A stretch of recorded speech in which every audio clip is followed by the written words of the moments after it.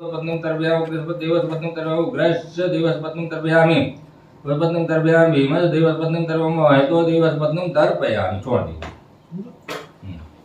ओम ईशान पूजयामि बोलना। ओम ईशानाय नमः पादो पूजयामि शंकराय नमः जंघे पूजयामि शूलपाणे नमः गुल्प पूजयामि शंभवे नमः कटं पूजयामि शंभवे नमः भुजं पूजयामि महादेवाय नमः नाभि पूजयामि विद्गर्ते नमः उदरं पूजयामि सर्वतोमुखाय नमः पार्श्वे पूजयामि श्रावणे नमः स्तनो पूजयामि नीलकंठाय नमः कंठं पूजयामि शिवात्मने नमः मुखं पूजयामि नेत्राय नमः नेत्रे पूजयामि नागभूषणाय नमः शिरः पूजयामि देवादिदेवाय नमः सर्वांगं पूजयामि। नमः कहना।